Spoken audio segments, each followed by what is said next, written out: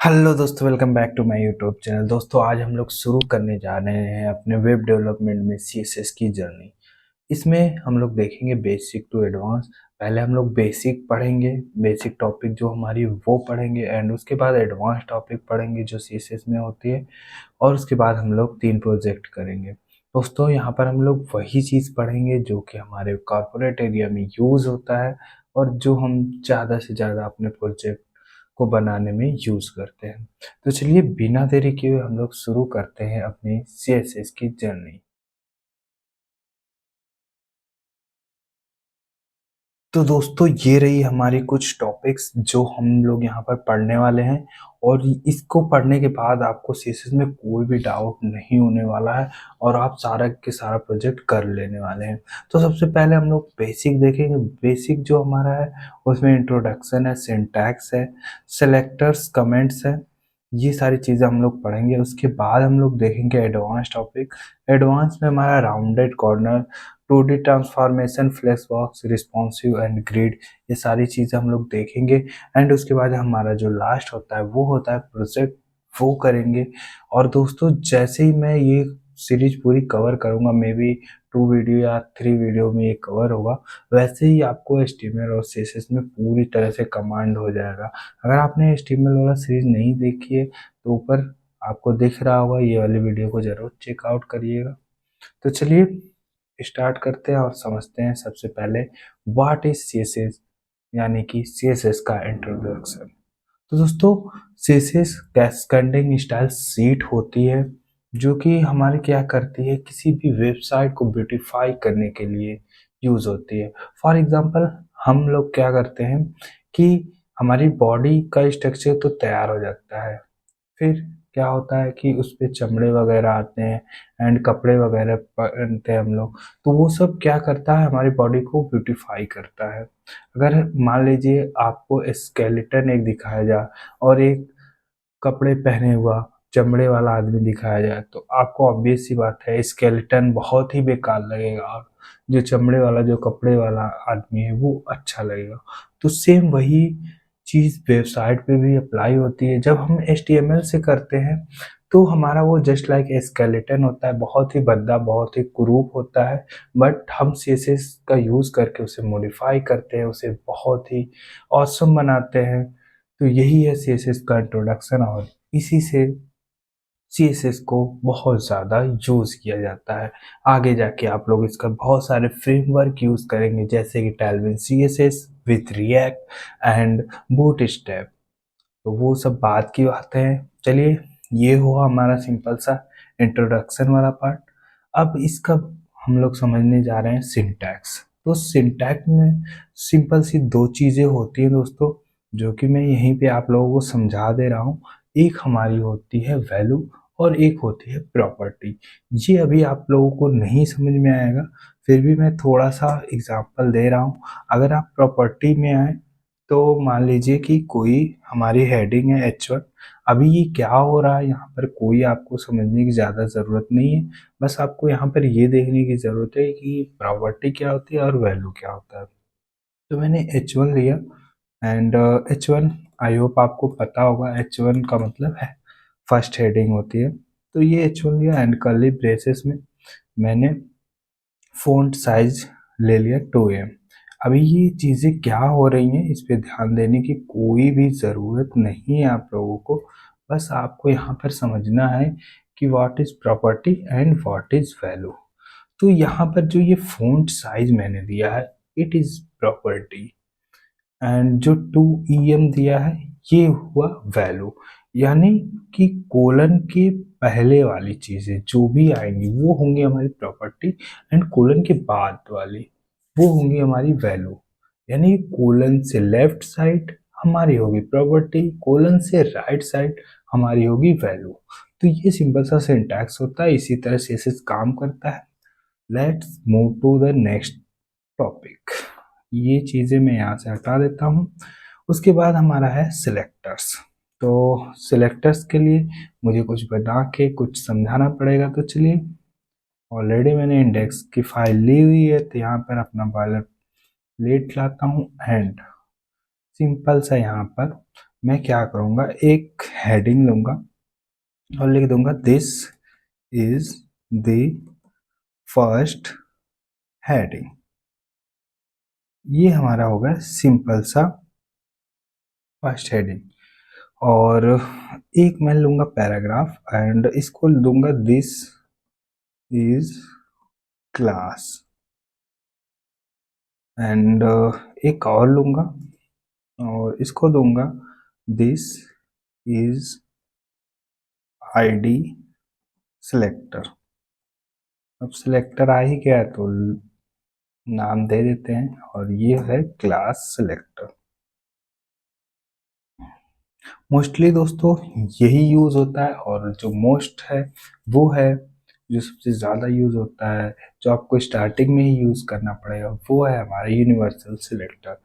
Universal selector का मतलब उसको अगर आपने एक बार लगा दिया तो वो हर जगह, यानी कि पूरी जिस वेबसाइट पे आप लगाएंगे उस वेबसाइट पे वो हर जगह अप्लाई हो जाएगा। हाँ, उसको ओवर राइट कर सकते हैं बट अगर आप ओवर राइट नहीं कर रहे हैं तो बाय डिफ़ॉल्ट वो हर जगह वही सेम प्रॉपर्टी अप्लाई करेगी जो कि आपने यूनिवर्सल सिलेक्टर के अंदर लिया हुआ है। तो मैं सबसे पहले यहाँ पर CSS जो हमारा है उसको लिंक करा देता हूँ।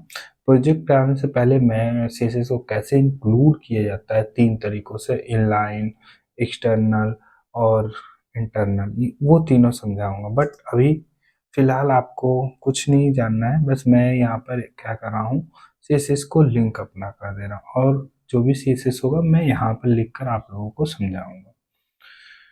तो सबसे पहले यूनिवर्सल सिलेक्टर के लिए हम लोग यूज़ जो करते हैं वो होता है मल्टीप्लाई का साइन, जो कि हमारे कंप्यूटर के भाषा में कहा जाए। एंड अगर मैं लगाऊं बैकग्राउंड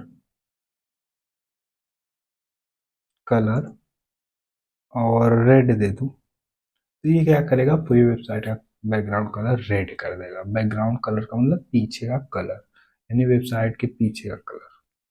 तो अगर मैं इसको रिफ्रेश करूं और यहाँ पर जाके मैं सिंपल सा इसे रन अगर कराता हूँ तो आई होप मेरा क्या होना चाहिए, वेबसाइट जो आ रही है उसका बैकग्राउंड रेड आना चाहिए। तो थोड़ी देर वेट कर लेते हैं, फर्स्ट टाइम है तो ब्राउज़र थोड़ा सा टाइम लेता है। एंड जैसे ही मेरा, तो ये आप लोग देख रहे हैं मेरी पूरी वेबसाइट रेड आ रही है।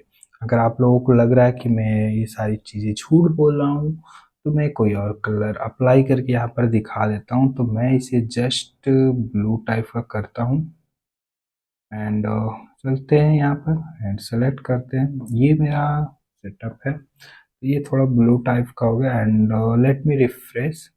तो ये हमारा सिंपल सा ब्लू टाइप का हो गया। तो यूनिवर्सल सिलेक्टर के अंदर जो भी चीज़ें हम अप्लाई करेंगे पूरी वेबसाइट पे अप्लाई हो जाएगा। बट यहाँ पर ये चीज़ें हैं कि बाद में उसे ओवरराइड किया जा सकता है। तो यूनिवर्सल सिलेक्टर में ज़्यादातर जो हम लोग यूज़ करते हैं वो होता है हमारा 3 प्रॉपर्टी जो कि हम वेबसाइट बनाते समय यूज़ करते हैं। पहले आता है हमारा मार्जिन जीरो, यानी कि सारी तरफ से मार्जिन जीरो, जो भी एक्स्ट्रा स्पेसेस हो वो ना ले। अब मार्जिन जीरो क्या होती है, मार्जिन क्या होता है, वो थोड़ा सा ही आगे आने वाला है, just chill and 2 minute wait. And padding ये भी मैं जीरो रखना and box sizing border box, 3 चीज़ हो गई। और इन जनरल कभी कभी हम लोग फॉन्ट को भी डिसाइड कर लेते हैं, क्योंकि ये जो चीज़ें हैं ये कभी चेंज नहीं होती हैं, पूरी वेबसाइट पर सेम ही चलती हैं। तो इसे हम लोग अक्सर क्या करते हैं, यूनिवर्सल सिलेक्टर के अंदर यूज़ करते हैं। तो आई होप यूनिवर्सल सिलेक्टर का मतलब वो सिलेक्टर जो पूरी वेबसाइट पे अप्लाई हो। आई होप दोस्तों ये समझ में आ गया होगा। तो हम लोग चलते हैं नेक्स्ट, जो कि हमारा है क्लास सिलेक्टर। अब क्लास सिलेक्टर के लिए हमें क्या करना होता है, पहले क्लास बनाना होता है। तो क्लास को हम लोग सिंपल सा क्लास देते हैं एंड कोई कुछ भी नाम रखते हैं। जैसे फॉर एग्जांपल अगर आप सनोज हैं, मनोज हैं या दीपक है, जो भी हैं कमेंट करिएगा। मैं मान लीजिए नाम रखता हूँ यहाँ पे दीपक। ओके, तो ये हमारा जो भी क्लास है वही सेम हम लोग सिलेक्ट करेंगे एंड क्लास हमेशा जो होता है वो टारगेट होता है, टारगेट का मतलब सिलेक्ट होता है डॉट से, तो मैं डॉट लगाऊंगा एंड एज इट इज जो नाम है वहाँ पे दीपक वो रख दूंगा, तो DEEPAK। आई होप यही मैंने वहाँ पे रखा हो, तो ये यही मैंने रखा था। एंड Ctrl+C, ओके, वही है यहाँ पर, Ctrl+C मैंने किया एंड कॉपी कर लिया। याद रहे दोस्तों, जब भी हम सिलेक्ट करते हैं तो स्पेलिंग मिस्टेक हमारी नहीं होनी चाहिए। एंड यहाँ पे कर्ली ब्रेसेस एंड क्या हम यहाँ पर लेने वाले हैं, सबसे पहले हम लेने वाले हैं प्रॉपर्टी एंड देन वैल्यू। तो प्रॉपर्टी में हम बैकग्राउंड कलर को ही ओवरराइड करते हैं, यानी बैकग्राउंड कलर को ही लेते हैं। बैकग्राउंड कलर मैं थोड़ा सा डार्क टाइप कर लूँगा ताकि आप लोगों को दिखे। तो ये रहा बैकग्राउंड कलर एंड जैसे ही मैं करूँगा तो जो हमारे सेकेंड हेडिंग है उसका बैकग्राउंड कलर थोड़ा डार्क रेड में आ जाएगा। तो ये हमारा सिंपल सा आ गया। अब आप लोग सोच रहे हैं कि ब्लू कलर क्यों नहीं आ रहा है, क्योंकि मैंने यूनिवर्सल सेलेक्टर से वो चीज़ें हटा दी हैं। दूसरी चीज़ दोस्तों, आप कभी कभी देखेंगे कि बॉडी को भी टारगेट करके हम सारी प्रॉपर्टी अप्लाई कर देते हैं, तो आप बॉडी को भी टारगेट करके अप्लाई कर सकते हैं। उसके बाद दोस्तों हमारा आता है नेक्स्ट जो है कि आईडी सिलेक्टर। तो हम लोग सिंपल सा आईडी सिलेक्टर लेते हैं, यहाँ पर दिस इज आईडी सिलेक्टर। इसे हम लोग रखते हैं पैराग्राफ में एंड आईडी जो हमारा होता है वो सिंपल सा सिलेक्ट होता है हैश से। तो पहले उसके लिए हम लोग क्या करेंगे, यहाँ पर आईडी बना लेंगे, सिंपल सा लिखेंगे आईडी एंड आईडी में हम लोग न्यू लिख लेते हैं एंड जैसे ही मैं यहाँ पर न्यू चलूँगा तो आईडी को हम लोग सिलेक्ट किससे करते हैं, हैश से। तो यहाँ पर हैश हुआ एंड स्पेलिंग सेम होनी चाहिए, न्यू। एंड देन दोस्तों हम लोग क्या करेंगे, इसको बैकग्राउंड कलर ही देते हैं एंड बैकग्राउंड कलर जो भी ये थोड़ा सा रेड टाइप का आ रहा है, तो इस बार हम लोग रेड टाइप का नहीं रखेंगे और थोड़ा येलो टाइप का रखेंगे। ये रही दोस्तों प्रॉपर्टी एंड ये येलो कलर में जो भी ये मैं हैक्स कलर दे रहा हूँ, हैक्स कोड दे रहा हूँ, ये हमारा हो गया वैल्यू। तो जैसे ही हम लोग चलेंगे और बैकग्राउंड कलर देखेंगे तो इसका येलो आ चुका है। तो दोस्तों ये हो गया आईडी और क्लास। इंटरव्यू में हमारा पूछा जाता है कि what is difference between class selector and ID selector. तो आप सिंपल सा यही जवाब देंगे कि आईडी सिलेक्टर यूनिक सिलेक्टर होता है, जिसका नाम हम एक बार दे देते हैं, अगर आईडी का नाम एक बार दे दिए तो वो आईडी वाला नाम दोबारा हम लोग उस पेज पे कहीं भी यूज नहीं कर सकते हैं। बट क्लास सिलेक्टर वो सिलेक्टर होते हैं जिसका हम बार बार एक से ज़्यादा बार यूज़ उस वेबसाइट पे करते हैं। अगर हमें सेम प्रॉपर्टी कई जगह लगानी है, कई पैराग्राफ में, कई डिव में, कई स्पैन में लगानी है, तो हम सिंपल सा क्लास सेम ले सकते हैं बट आईडी नहीं ले सकते हैं। आई होप दोस्तों आपको समझ में आ गया होगा। चलिए आगे बढ़ते हैं और देखते हैं। तो ये रहा हमारा सिंपल सा कोड और यहाँ पर मैंने आईडी और क्लास सिलेक्टर बता दिया है। अगला सिलेक्टर हमारा दोस्तों है एलिमेंट सिलेक्टर। एलिमेंट में कि जो भी हम लोग टैग लेंगे उसे डायरेक्टली हम लोग सिलेक्ट करके टारगेट कर सकते हैं। जैसे कि मैंने this is the first heading लिया हुआ है और इसमें H1 है, तो इसको भी मैं टारगेट करके डायरेक्ट क्या कर सकता हूँ, CSS को अप्लाई कर सकता हूँ। तो ये रहा हमारा सिंपल सा ये। एंड जैसे ही मैं H1 करूँगा एंड इसको सिलेक्ट करूँगा एंड बैकग्राउंड लूँगा, बैकग्राउंड कलर सिंपल सा थोड़ा सा ब्लू टाइप का रखूँगा, ब्लू डार्क में रखता हूँ मैं एंड लेट मी चेक, हमारा आउटपुट आ गया होगा। तो ये आउटपुट आ गया। तो अब आपके मन में सवाल आ रहा होगा कि हम लोग डायरेक्ट एलिमेंट को सिलेक्ट करके ही तो स्टाइल अप्लाई कर लेते हैं, क्यों हम क्लास आईडी या यूनिवर्सल सिलेक्टर के बारे में पढ़ रहे हैं। तो दोस्तों बात ये आती है कि अब अगर जैसे ही मैं दूसरा H1 यहाँ पर लूँगा, अगर मैं इसके नीचे दूसरा H1 फिर से लेता हूँ एंड उसमें कुछ भी लिखता हूँ, जैसे मान लीजिए दिस इज अ सेकेंड, तो जैसे ही मैंने दूसरा H1 लिया तो ये जो स्टाइल है जो हम लोगों ने इसके लिए अप्लाई किया था वही यहाँ पर भी अप्लाई हो जाएगा। अगर आपको यकीन नहीं होता है तो आप अपनी खुली आंखों से, अच्छी आंखों से, नंगी आंखों से इसे देखिए।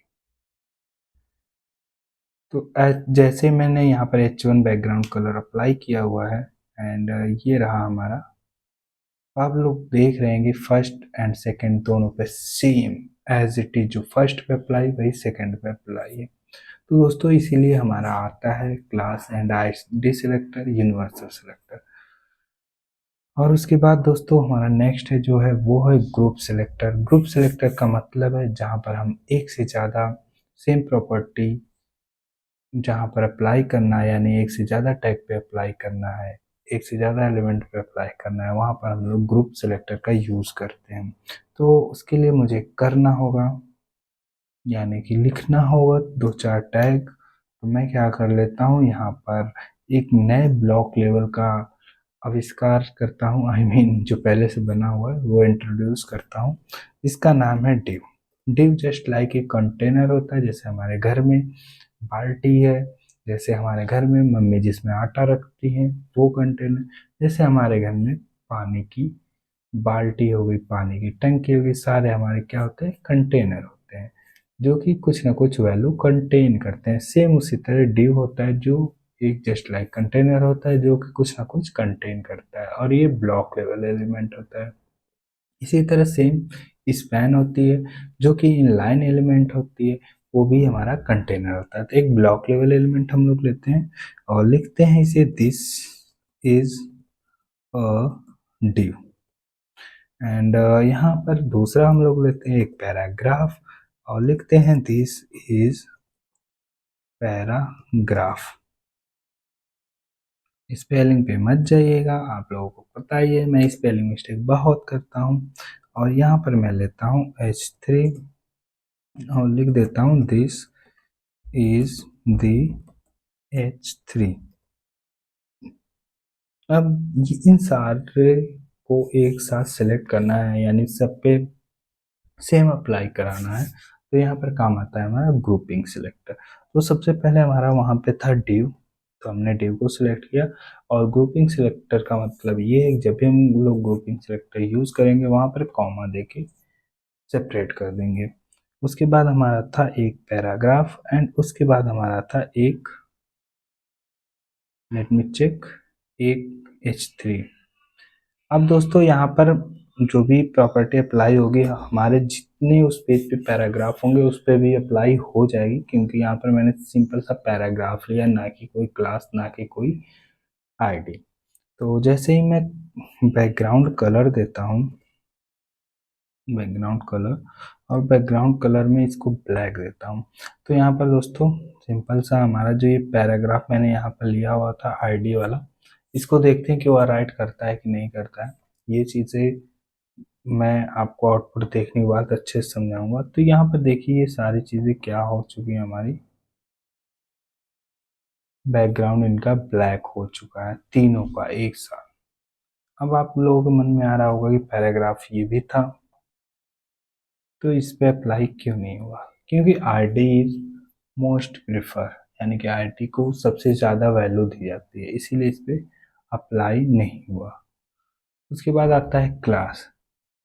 क्लास पे अप्लाई क्यों नहीं हुआ, क्योंकि हम लोगों ने इन दोनों को अलग कर दिया था। इन दोनों पे अलग क्लास नाम की प्रॉपर्टी देकर इनकी प्रॉपर्टी अलग कर दी थी, आईडी देकर अलग कर दी थी। बट इन सब में सबसे ज़्यादा पावरफुल जो था हमारा आईडी था। चलिए पढ़ते हैं आगे। और सिलेक्टर के बाद हम लोग अपने उसमें देखते हैं कि हम लोगों को क्या पढ़ना था। तो ये रहा हमारा टेक्स्ट फाइल, और सिलेक्टर के बाद हमारा कमेंट है। तो कमेंट में यहाँ पर आप लोगों को सिंपल सा यही दिखा दे रहा हूँ, ये हमारा सिंगल लाइन कमेंट है, और इसी तरह हमारा मल्टी लाइन कमेंट भी आता है। तो ये आप लोग खुद रीड आउट करिएगा। कमेंट का सिंपल सा मतलब जो चीज़ें हमें वेबसाइट पे नहीं शो करानी है वो हम लोग किसके अंदर लिखते हैं, कमेंट के अंदर। जैसे कि मैं लिख देता हूँ यहाँ पर, ये हमारा इंडेक्स रहा, यहाँ पर मैं लिख देता हूँ, सॉरी CSS की प्रॉपर्टी देख रहे हैं तो हम यहाँ पर सिंपल सा लिख देंगे H1 प्रॉपर्टी। एंड इसको अगर मैं कमेंट करता हूँ तो इसे बोलते हैं सिंगल लाइन कमेंट, जो कि हमारा कुछ इस तरह से होता है। एंड उसके बाद हमारा मल्टी लाइन कमेंट आता है, तो यस टू हेडिंग एंड जो भी ये लिखा गया है H3 हेडिंग। अब इन दोनों लाइन को मुझे एक साथ का कमेंट करना है, तो मैं सिंपल सा सेम वैसे ही शुरू और लास्ट करूँगा, तो हमारा सिंपल सा मल्टी लाइन और सिंगल लाइन कमेंट बन जाएगा। उसके बाद हम लोग चलते हैं, देखते हैं कि हमारा नेक्स्ट टॉपिक क्या है। नेक्स्ट टॉपिक हमारा है सिंपल सा कलर। तो अब तक हम लोग दोस्तों बैकग्राउंड कलर देख ही रहे थे। कलर का मतलब आप लोगों को सिंपल सा समझ में ही आ रहा होगा। तो कलर में हमारा होता है टेक्स्ट कलर, बैकग्राउंड कलर, तो वो देख लेते हैं। तो सिंपल सा ये हमारा, अभी तो हम लोग इन सब पे बैकग्राउंड कलर ही अप्लाई कर रहे थे, अब मैं सिंपल सा टेक्स्ट कलर भी अप्लाई करूंगा। तो टेक्स्ट कलर के लिए हमारा सिंपल सी प्रॉपर्टी होती है कलर। एंड जैसे ही कलर लिखूंगा एंड कलर में मैं यहाँ पर वाइट टाइप का कुछ लूंगा। अब हमारा देखना है यहाँ पर ये सिंपल सा वाइट हो चुका है। एंड ये डार्क वाला हम लोग यहाँ पर देख लेते हैं, क्योंकि यहाँ पर हमें कुछ भी दिख नहीं रहा है ब्लैक वाले में। तो यहाँ पर जाते हैं एंड इसमें देखते हैं कलर, एंड यहाँ पर मैं एक्वा दूंगा। थोड़ा सा वाइटिश और ब्लू का कॉम्बिनेशन है, तो ये हमारा सिंपल सा सारी चीज़ें हमें दिखने लगी। तो इस तरह हम लोग कलर अप्लाई कर सकते हैं। बैकग्राउंड कलर आपने देख ही लिया है। अब कलर तीन तरीके से यूज़ किया जाता है। पहला हमारा सिंपल सा नेम लिखकर, दूसरा हमारा होता है हेक्स कोड में, और तीसरा होता है आरजीबी वैल्यू। सबसे ज़्यादा हम लोग हेक्स कोड लिखते हैं। हेक्स कोड आपको याद करने की कोई ज़रूरत नहीं है, आप सिंपल सा गूगल कर सकते हैं। वरना आप क्या कर रहे हैं, अगर आप लोग ये जो वीएस कोड है इसको चला रहे हैं तो यहाँ पर आपको मिल जाता है। जैसे कि मैं अगर इसको करूँ और ये देखिए हमारा सिंपल सा आरजीबी कलर दिखा रहा है। तो अगर मैं कुछ ऐसा सेलेक्ट करता हूँ तो ये मेरा आरजीबी कलर है, जिसमें रेड, ग्रीन एंड ब्लू को मिलाकर बनाया जाता है। हेक्स कलर हेक्स कोड होता है, जो कि हमारा हैश से लिखा जाता है। अगर मैं यहाँ ही पर हेक्स कलर अप्लाई करूँ तो उसका हमेशा स्टार्टिंग हैश से होता है, और मैं एफ एफ एफ लिख देता हूँ जो कि हमारा वाइट कलर का है। तो सिंपल सा हमारा देखिए आ चुका है। तो ये हो गया हमारा सिंपल सा कलर। एंड नेक्स्ट हम लोग देखते हैं कि हमारा क्या है, एंड उसके अकॉर्डिंग हम लोग पढ़ेंगे, क्योंकि मैं इसी को फॉलो करके ही पढ़ा रहा हूँ। नेक्स्ट हमारी है बैकग्राउंड। तो बैकग्राउंड में आप लोगों ने बैकग्राउंड कलर प्रॉपर्टी अभी देख ली है, और आगे आप लोग देखेंगे इसमें कि और क्या क्या चीज़ें हैं। तो इसमें आती है हमारी बैकग्राउंड इमेज, एंड आती है हमारी बैकग्राउंड की प्रॉपर्टी जो कि है बैकग्राउंड पोजीशन, जो कि हम एडवांस में देखेंगे। तो चलिए बैकग्राउंड इमेज प्रॉपर्टी देख लेते हैं सिंपल सा बैकग्राउंड कलर के बाद।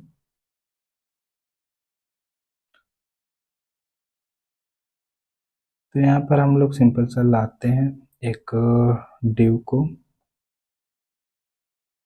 इसके नीचे डिव, एंड सिंपल सा इसका एक क्लास देते हैं।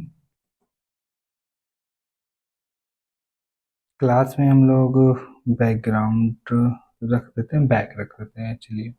एंड इसको हम लोग सिलेक्ट करते हैं, कंट्रोल सी, एंड यहाँ पर हम लोग आते हैं और हमने कहा था कि डॉट से क्लास को सिलेक्ट करते हैं। एंड ये हमारा सेम हो गया बैक। एंड अब हम लोग देंगे यहाँ पर बैकग्राउंड इमेज। तो बैकग्राउंड इमेज, एंड उसके बाद हमारा आता है यूआरएल, कि हम कहाँ से ले रहे हैं यूआरएल। एंड देन दोस्तों हमारा सिंपल सा इमेज का नाम आ जाता है। तो यहाँ पर मैंने फ्रूट रखा हुआ है, तो इसको थोड़ा सा रीनेम में कर देता हूँ ताकि हम लोगों को सही समझ में आए। तो ये रहा हमारा फ्रूट। एंड चलते हैं अपने स्टाइल में, एंड यहाँ पर ले लेते हैं फ्रूट। स्पेलिंग मिस्टेक है, सिंपल सा FR UIT है। और इसके बाद हम लोग इसको ले लेते हैं। एंड जैसे ही मैं बैक नाम के डिव के पीछे देखूंगा तो हमारा इमेज लगा हुआ आएगा। तो इस डिव में हमारा सिंपल सा इमेज लगा हुआ आएगा। तो देख लेते हैं इसका आउटपुट, रिफ्रेश करते हैं।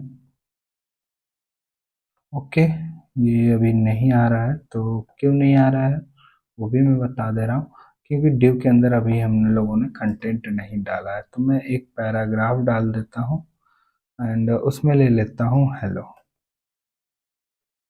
तो अब देखिएगा इसका बैकग्राउंड जो हमारा सिंपल सा आएगा वो इमेज में आएगा। ओके, चलिए दोस्तों, हम लोग क्या करते हैं, इसके विथ और हाइट ले लेते हैं, देन चेक करते हैं। मैं इसका कुछ विथ दे देता हूँ। विथ मान लीजिए 500 पिक्सल एंड हाइट दे देता हूँ। इससे ज़्यादा आप लोगों को समझ में आएगा। हाइट दे देता हूँ 500 पिक्सल। विथ हाइट तो आप लोगों को समझ में आ ही रही होगी। विथ का मतलब आपका हॉरिजॉन्टल वाला पार्ट होता है कि कितना बड़ा है, और हाइट का मतलब कितना लंबा है, यानी कितना बड़ा और कितना लंबा है। तो ये सिंपल सा मैंने विथ दिया था 500 पिक्सल एंड हाइट भी 500 दी थी। तो उसके अकॉर्डिंग ये हमारा डे के अंदर इमेज आ रहा है। आई होप आपको समझ में आ गया होगा ये बैकग्राउंड इमेज प्रॉपर्टी कैसे अप्लाई होती है। जब हमें किसी डिव के अंदर या किसी पैराग्राफ के अंदर या कहीं पे भी हमें इमेज अप्लाई करना होगा तो हम सिंपल सा बैकग्राउंड इमेज प्रॉपर्टी लेते हैं। तो चलिए देखते हैं आगे नेक्स्ट हमारा क्या है। नेक्स्ट हमारा है बॉर्डर और उसके बाद है आउटलाइन। उससे पहले दोस्तों मैं थोड़ा सा इसी पे इमेज वाले पे ऑप्सिटी प्रॉपर्टी भी अप्लाई करके दिखा देता हूँ। तो अगर मैं यहाँ पर ऑप्सिटी सिंपल सा 1 पे काम करती है। अगर ऑप्सिटी 1 है तो पूरी फूल दिखेगी, जैसा इमेज है वैसा दिखेगा। और अगर उससे कम करना है या लाइट में थोड़ा लेना है तो हम पॉइंट में चले जाते हैं। तो मैं ऑप्सिटी यहाँ पर 0.5 लेता हूँ। तो अब आप लोग देखेंगे कि जो इमेज था हमारा वो थोड़ा सा हल्का सा क्या होगा, कम दिखने लगेगा। तो देखिए यहाँ पर इमेज क्या हुआ, हमारा हल्का हो गया, बहुत ही हल्का हो गया। तो इस तरह हम लोग ऑप्सिटी प्रॉपर्टी भी अप्लाई करते हैं। अगर मैं यहाँ पे 8 कर दूँ तो आप देखिएगा थोड़ा सा डार्क हो जाएगा। और हम ऑप्सिटी प्रॉपर्टी 1 से ज़्यादा यूज़ नहीं करते हैं। तो ये सिंपल सा हमारा हो चुका है। तो ये ऑप्सिटी प्रॉपर्टी भी आप लोगों को समझ में आ गई होगी। उसके बाद हमारा जो था वो था हमारा, लेट मी चेक, ये हमारा नेक्स्ट क्या था। हमारा नेक्स्ट था बॉर्डर, जो कि बहुत ही महत्वपूर्ण प्रॉपर्टी, बहुत ही ज़्यादा आप हर प्रोडक्ट में, हर प्रोजेक्ट में, हर कहीं जब भी आप वेब डेवलपमेंट करने जाएंगे वहाँ पर देखेंगे। तो मैं सिंपल सा यहीं पे बॉर्डर अप्लाई करके दिखा देता हूँ ताकि आप लोगों को समझ में आए। तो बॉर्डर प्रॉपर्टी लेता हूँ, बॉर्डर। उसके बाद हमें कितना मोटा रखना है यानी कितनी विथ रखनी है वो चीज़ें डिफाइन होती है। तो मैं यहाँ पर 10 पिक्सल रखता हूँ। 10 पिक्सल मोटा हमारा सिंपल सा जो बॉर्डर आएगा चारों तरफ, बॉर्डर का मतलब जो चारों तरफ लाइन आएगी वो होगा। एंड कैसा रखना है, अब उसमें सॉलिड आता है, डैश आता है, यही दोनों ज़्यादातर यूज़ होते हैं। और डॉटेड आता है। तो मैं सिंपल सा सॉलिड यूज़ करता हूँ, सबसे ज़्यादा ये यूज़ होता है तो यही यूज़ करके दिखा रहा हूँ, सॉलिड। एंड अब कलर, कलर कैसा आप रखना चाहते हैं। तो मैं बॉर्डर का कलर सिंपल सा यहाँ पर हमारा कुछ डार्क टाइप का है तो येलो रखता हूँ ताकि हमारा दिखे। तो अब जैसे ही मैं चलूँगा अपने पेज पे एंड रिफ्रेश करूँगा तो ये हमारा सिंपल सा बॉर्डर बन के आ गया है। सिंपल सा यही होती है बॉर्डर की प्रॉपर्टी। पहले हमारा क्या अप्लाई होता है, पहले हमारा विथ अप्लाई होता है। तो ये हमारा पहले विथ अप्लाई होगा, फिर कैसा रहेगा वो चीज़ अप्लाई होता है, फिर कलर अप्लाई होता है। एंड इसके बाद हमारा जो नेक्स्ट है वो है आउटलाइन। आउटलाइन हमेशा बॉर्डर के बाहर यूज़ होती है। तो आउटलाइन भी सेम ऐसे ही अप्लाई होती है जैसे हमारा बॉर्डर अप्लाई होता है। तो मैं आउटलाइन प्रॉपर्टी भी अप्लाई करके दिखा दे रहा हूँ। आउटलाइन हम सिंपल सा रखेंगे 2 पिक्सल, सॉलिड एंड इसको रख देते हैं ब्लैक। तो ये हमारा सिंपल सा बॉर्डर के ऊपर आ जाएगा। तो अगर मैं चलूँ तो ये बॉर्डर के ऊपर आप लोग देख रहे हैं 2 पिक्सल का सिंबल सा ये आ चुका है, जो कि आप लोगों को कम दिख रहा होगा। तो मैं इसको भी मैं क्या करता हूँ, 20 पिक्सल का आउटलाइन बना लेता हूँ एंड लेट मी चेक। तो ये सिंपल सा हमारा आउटलाइन आ चुका है यहाँ पे ब्लैक कलर का, चारों तरफ से, ये चारों तरफ से आया हुआ है। अब देखिए दोस्तों, यहाँ पर हमारी सिंपल सी प्रॉपर्टी आ जाती है, जो कि नेक्स्ट है मार्जिन एंड पैडिंग। तो मार्जिन वाली चीज़ें हमेशा एलिमेंट के ऊपर से अप्लाई होती है, यानी कि बाहर की तरफ से अप्लाई होती है। ये जो चारों तरफ से दिख रहा है, यहाँ से अगर हमें कुछ भी स्पेस अप्लाई करना तो हम मार्जिन लेते हैं।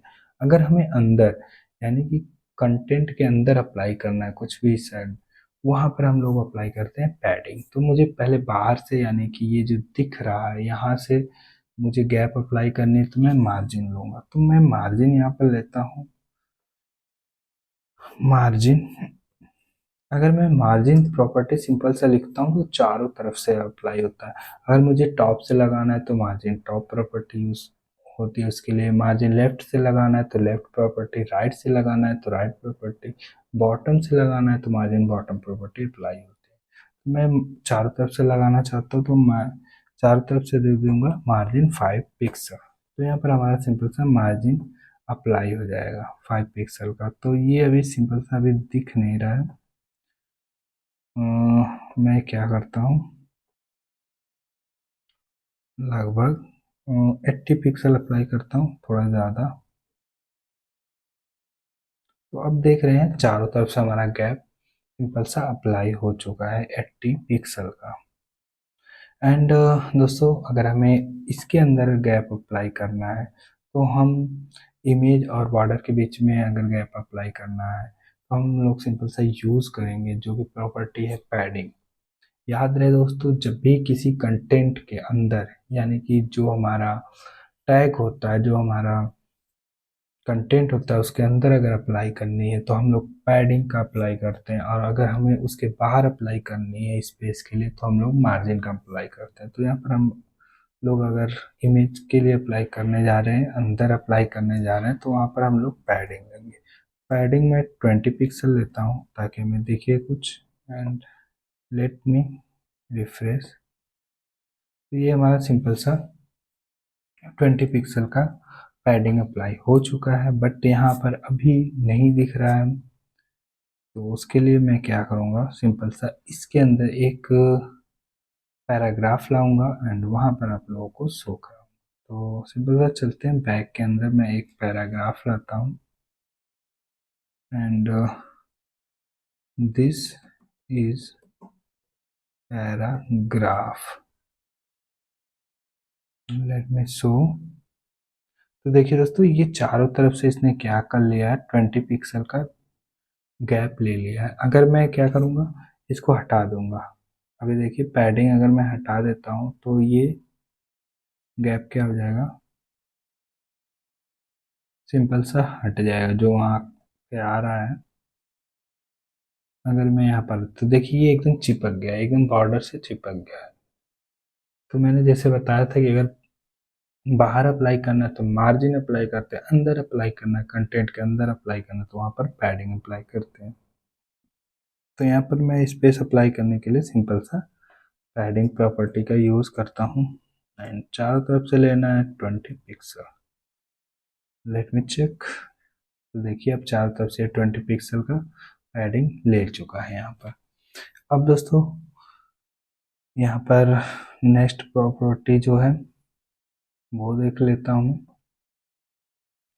नेक्स्ट प्रॉपर्टी हमारी है हाइट एंड विड्थ, जो कि आप लोग समझ ही चुके हैं हाइट और विड्थ क्या होता है। जो कि हाइट हमारा हॉरिजॉन्टल वाला पार्ट, कितनी लंबाई देनी है और कितनी चौड़ाई देनी है, यानी चौड़ाई हमारा विड्थ हो गया और लंबाई हमारा क्या हो गया, हाइट हो गया। तो ये डिसाइड करता है हाइट और विड्थ प्रॉपर्टी से।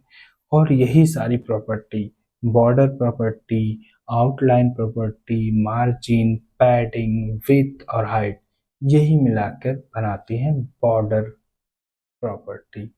यानी कि बॉक्स मॉडल प्रॉपर्टी। कोई भी आपसे पूछे बॉर्डर प्रॉपर्टी या बॉक्स मॉडल प्रॉपर्टी क्या होता है, तो आप सिंपल सा कहेंगे जहाँ पर border, outline, margin, padding, width और हाइट प्रॉपर्टी मिलाकर यूज की जाती है, उसे हम लोग कहते हैं बॉक्स मॉडल प्रॉपर्टी या बॉर्डर प्रॉपर्टी। नेक्स्ट हम लोग देखेंगे दोस्तों कि हमारा नेक्स्ट टॉपिक क्या है। तो देखिए ये बॉक्स मॉडल है, यही बॉक्स मॉडल प्रॉपर्टी होता है इन सबको मिलाकर।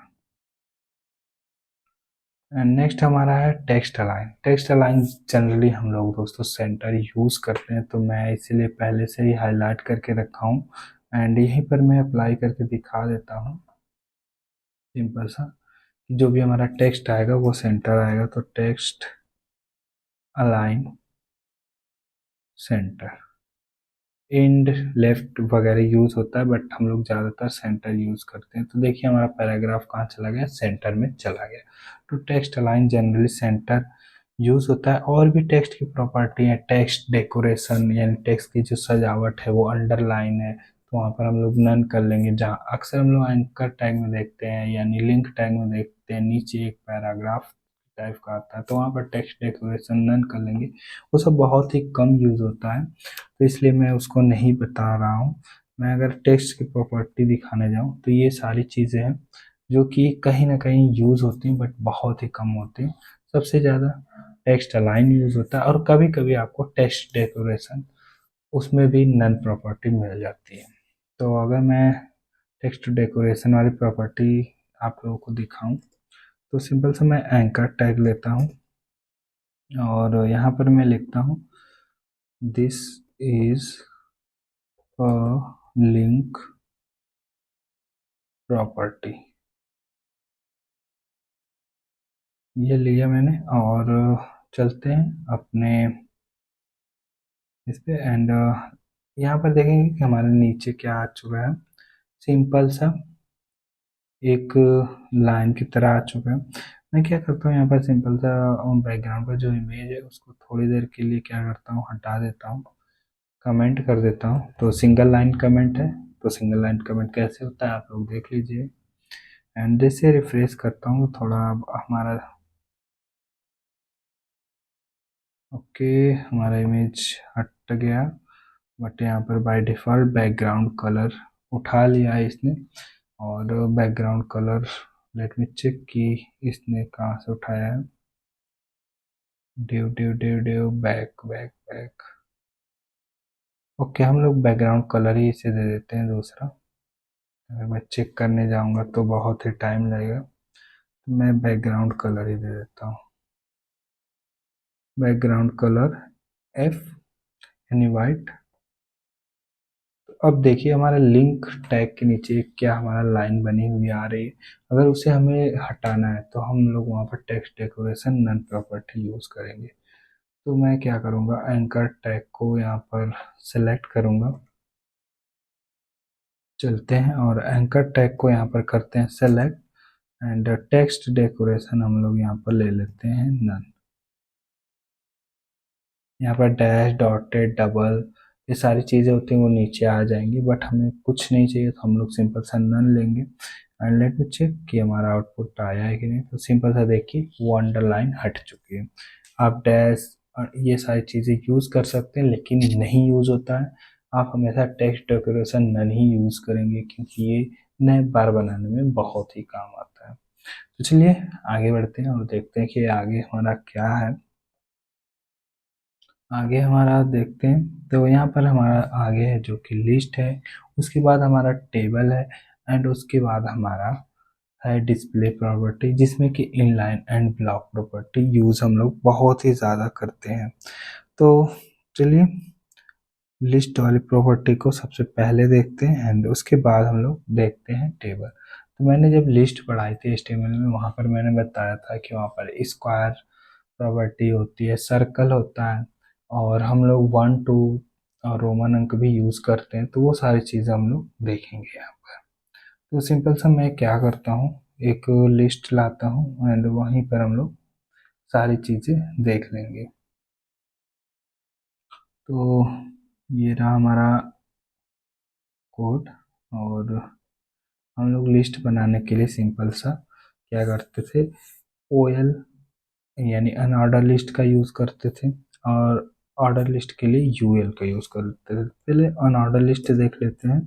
एंड यहाँ पर हम लोग एल आई मल्टीप्लाई 4, एंड एक बार और मैं इसको कॉपी कर लूँगा, पहले लिख लेता हूँ एंड फिर कॉपी करते हैं। तो एप्पल सेब, इसी को मैं लिख देता हूँ क्योंकि मुझे इतना याद नहीं आ रहा है फलों के नाम। वो क्या है ना, मैं बचपन में भी 5 फलों के नाम याद ही नहीं कर पाता था। एंड बनाना, तो ये रहा हमारा। एंड इसी को फिर मैं कॉपी करूँगा। इसको कितने तरीके से स्टाइल किया जा सकता है वो मैं करके आप लोगों को दिखाऊंगा। तो लगभग 3-4 तरीके से कर किया जा सकता है, और भी होती हैं जो मोस्टली यूज़ होती हैं, वही मैं दिखाऊंगा आप लोगों को। तो ये हमारा सिंपल सा हो गया। और अगर हम लोग इसका आउटपुट चेक करें तो यहाँ पर चलते हैं एंड रिफ्रेश करते हैं और देखते हैं कि हमारा क्यों नहीं आ रहा है। Index dot H T M L आ जाना चाहिए हमारा। ओके, क्यों नहीं आ रहा है, let me check again.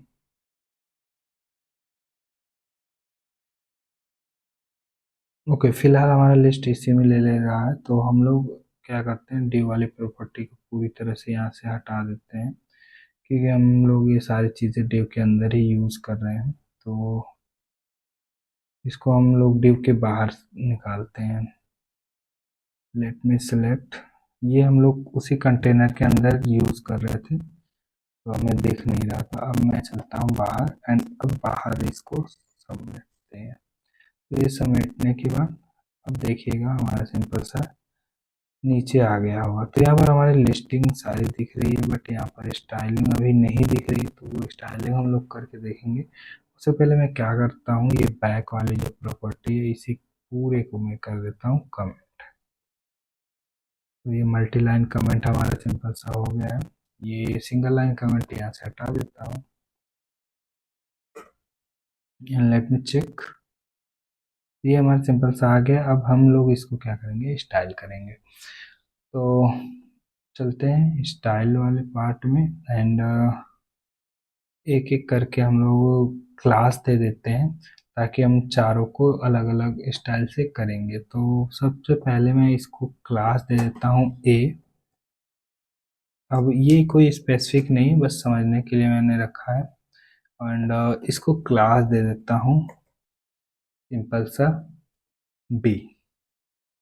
And let me know, आगे क्लास हमारा होगा सी। एंड इसके बाद सी तक ही रखते हैं। एंड बाकी आप लोग फाइंड आउट करिएगा कि और क्या क्या होता है। तो सबसे पहले हम लोग क्लास में अप्लाई करने जा रहे हैं सी के लिए। तो ओ एल का ए,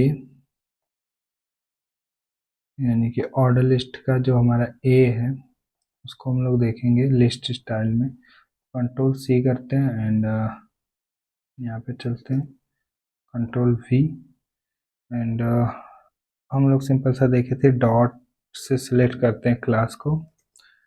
एंड ओ एल का ए, तो सिंपल सा यहाँ पर होगा लिस्ट स्टाइल टाइप, ज़रूरत नहीं है नन करने की। हमें क्या करना है, लिस्ट स्टाइल टाइप में रखना है सर्कल। अगर आप सर्कल में रखना चाहते हैं सर्कल में रखिए, स्क्वायर में रखना चाहते हैं स्क्वायर में रखिए। तो मैं यहाँ पर रखूँगा सर्कल। एंड हमारा सिंपल सा क्या होगा, अब डॉट बन के आगे आ जाएगा। तो सिंपल सा इसके आगे आ गया होगा, बट वो दिख नहीं रहा है। क्यों नहीं दिख रहा है वो मैं चेक कर लेता हूँ। उससे पहले मैं इस प्रॉपर्टी को भी कर देता हूँ कमेंट। एंड ये देखिए सिंपल सा हमारा आ रहा है सर्कल बना हुआ। एंड जो ऑर्डर लिस्ट में आ रहा है वो सारे ऑर्डर में 1 2 3 4 करके आ रहे हैं। एंड हमने क्या किया, स्टाइल को चेंज कर दिया है। अगर मैं चाहूँ तो यहाँ पर क्या करना चाहता हूँ कि अगर मैं इसको स्क्वायर में करना चाहता हूँ तो ये सिंपल सा स्क्वायर भी हो जाएगा। तो मैं चलूँगा आगे एंड इसी को कॉपी करूँगा एंड पेस्ट कर दूंगा। एंड यहाँ पर ले लूँगा बी वाले क्लास को, एंड यहाँ पर हम लोग सिंपल सा स्क्वायर कर लेंगे। तो यहाँ पर स्क्वायर ये हमारा हो गया। एंड अब देखेंगे हमारा वो जो चारों तरफ से होता है वो बन के आ जाएगा, ये रहा स्क्वायर। एंड ऑर्डर लिस्ट में सिंपल सा 1 2 3 होता है, ये इसको हम लोग रोमन अंक में भी कर सकते हैं। तो सिंपल सा हम लोग रोमन अंक लिख देंगे कि स्टाइल में रोमन, अपर रोमन, लोअर रोमन कर देंगे तो हो जाएगा। लोअर अल्फा कर देंगे तो हमारा ए बी सी डी के रूप में आ जाएगा। इसी तरह सेम और अदर लिस्ट में चलता है, वहाँ पर भी स्टाइल अप्लाई होती है। तो वो भी अगर आप लोग कहें तो बता देता हूँ, बट सेम टू सेम है तो वहाँ पर भी आप अप्लाई करके देख सकते हैं। तो इसलिए बढ़ते हैं आगे, और एक ही चीज़ बार बार क्यों करें। तो अब आगे हम लोग देख लेते हैं कि हमारा आगे टॉपिक क्या है, वो पढ़ेंगे हम लोग। तो आगे हमारा अब आ गया है टेबल, जो कि बहुत ही महत्वपूर्ण है, जो कि हम लोगों ने पढ़ा था HTML में टेबल अपना। एंड उसकी स्टाइलिंग कैसे करते हैं वो चीज़ें हम लोग देख लेते हैं। तो उसके लिए मुझे सिंपल सा क्या करना होगा, एक टेबल बनाना होगा एंड उसमें सारी प्रॉपर्टी अप्लाई करनी होगी। तो चलिए एक टेबल बनाते हैं एंड उसमें सारी प्रॉपर्टी अप्लाई कर देते हैं। तो यहाँ पर मैं क्या करता हूँ, HTML वाले पार्ट में जाता हूँ एंड इन सारी चीज़ों को करता हूँ मैं। कमेंट करने की कोई ज़रूरत नहीं है, इसके नीचे ही हम लोग चलते हैं। एंड सिंपल सा मैंने बताया था कि टेबल के लिए हम लोग सिंपल सा टेबल टैग का यूज़ करते हैं, और सबसे ऊपर हम लोग टेबल हेड का यूज़ करते हैं, जो कि सबसे ऊपर होता है टेबल हेड। एंड उसके बाद हम लोग टेबल रो का यूज़ करते हैं TR। एंड उसके बाद हम लोग टेबल हेडिंग लेते हैं एक, और उसके बाद टेबल डेटा लेते हैं। तो यहाँ पर टेबल हेडिंग में हम लोग हेडिंग 1 ले लेते हैं, एंड लेट हेडिंग 2 ले लेते हैं। और उसके बाद नेक्स्ट चलते हैं दोस्तों TR, एक नया रो बनाते हैं टेबल का, एंड इसमें लेते हैं टेबल डेटा, और टेबल डेटा में डेटा 1। एंड इसी को मैं एक बार फिर से करूँगा कॉपी, एंड यहाँ पर TR ओके, ये गलत हो रहा था हमारा, ये रहेगा इसके अंदर Ctrl Z। दोस्तों कंट्रोल जिससे हमारा जो भी चीज़ें होती हैं वो वापस आ जाती हैं एक बार क्लिक, जो एक बार कटी हुई होती हैं। यहाँ पर मैंने TD यूज़ किया, और एक और टेबल डेटा मैं लूँगा, यहाँ पर थोड़ा सा अरेंज कर लेते हैं, and TD again, and data two. और आउटपुट चेक कर लेते हैं कि ये कैसा आ रहा है, और इसके लिए हम लोग चलेंगे नीचे। तो ये हमारा सिंपल सा आ रहा है। तो अब इसको हम लोग क्या करेंगे, थोड़ा सा सजाएंगे, थोड़ा सा टेबल की तरह इसको दिखाएंगे। मैंने बोला था कि उसके लिए हमें लोगों को क्या करना पड़ेगा कि टेबल सॉरी कि CSS प्रॉपर्टी का यूज़ करना पड़ेगा। तो चलिए चलते हैं, और मैं सिंपल सा चारों तरफ से बॉर्डर देना चाहता हूँ। तो पहले टेबल के अंदर जो भी है सबको सिलेक्ट करता हूँ, तो टेबल, उसके बाद टेबल हेड।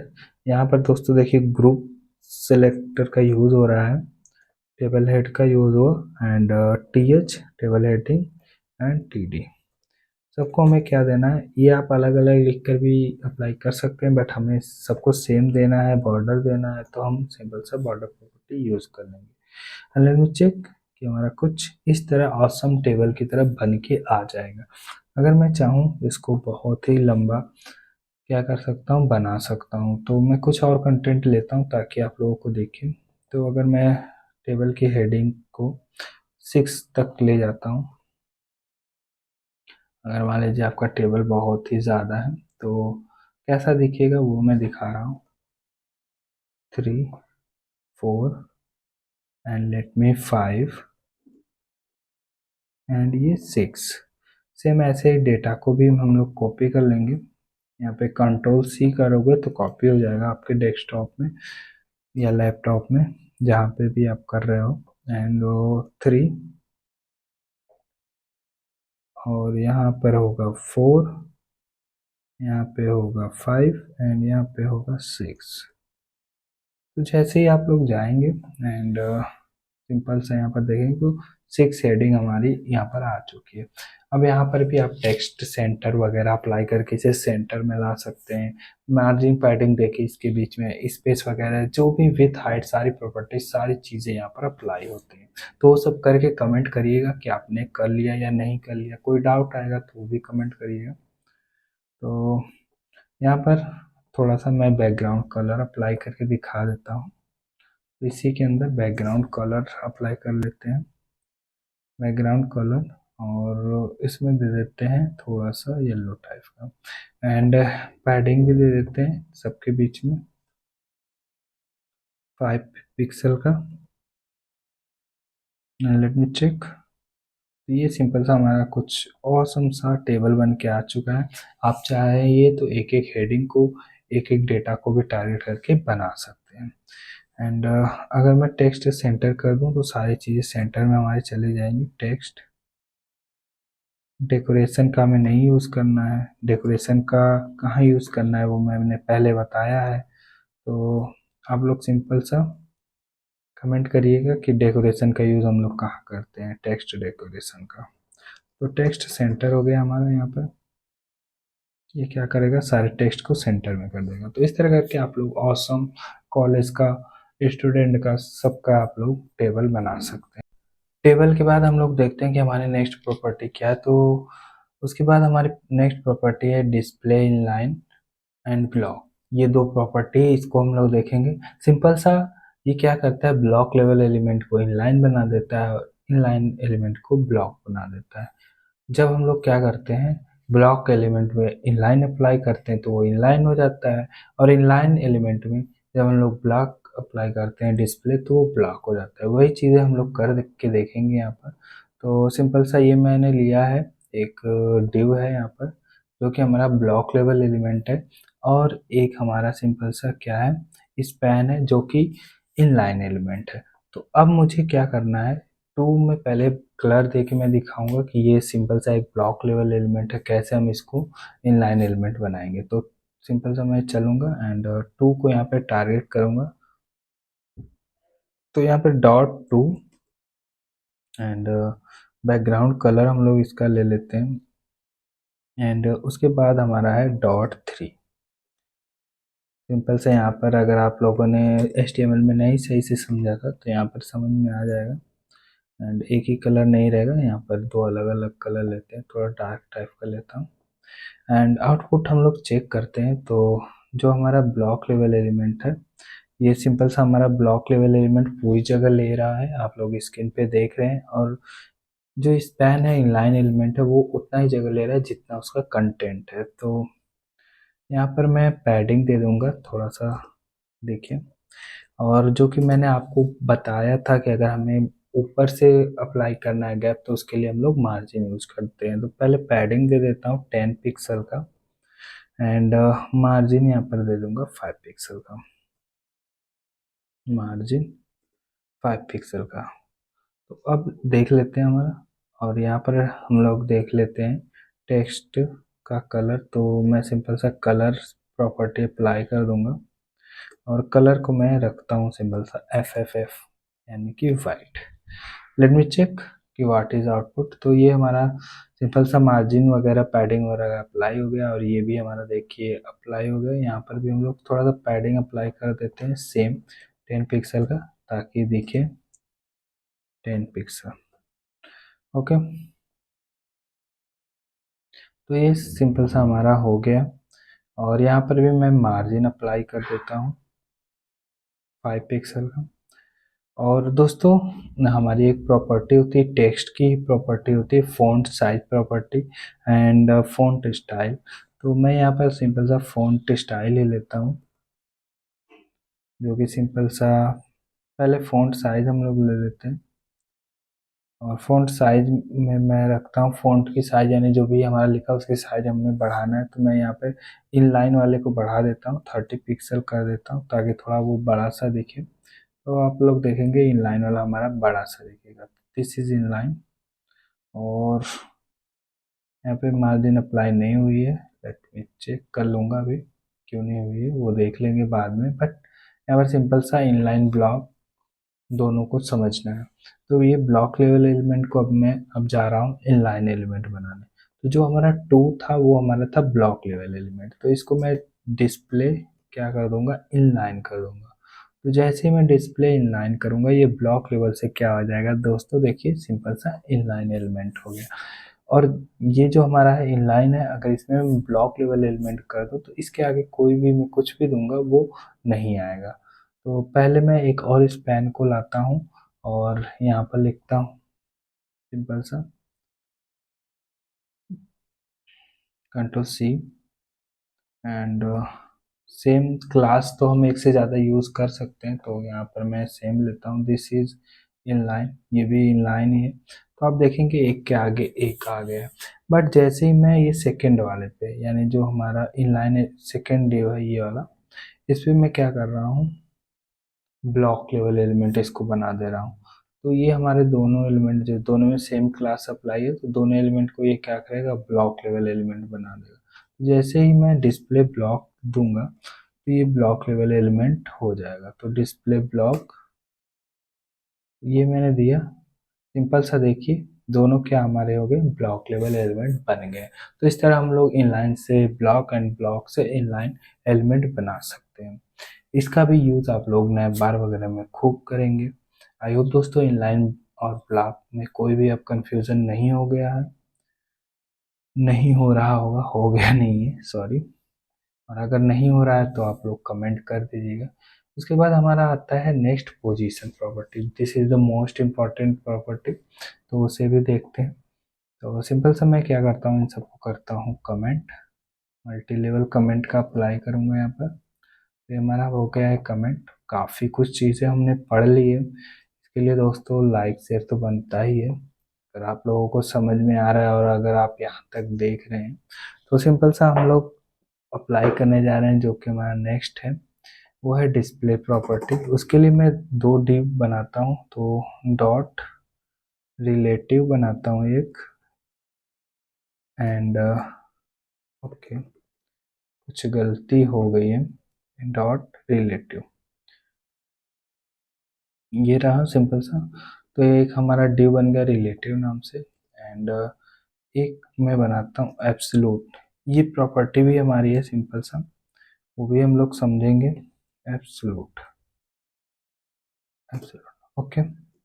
अब मैं दोनों को कुछ भी तो हाइट दे देता हूँ, तो डॉट रिलेटिव एंड विथ दे देता हूँ सिंपल सा, विथ देता हूँ 500 पिक्सल। 500 काफ़ी ज़्यादा हो जाएगा, 300 पिक्सल। एंड हाइट भी सेम रखते हैं, तो HEIGHT हाइट 300 पिक्सल।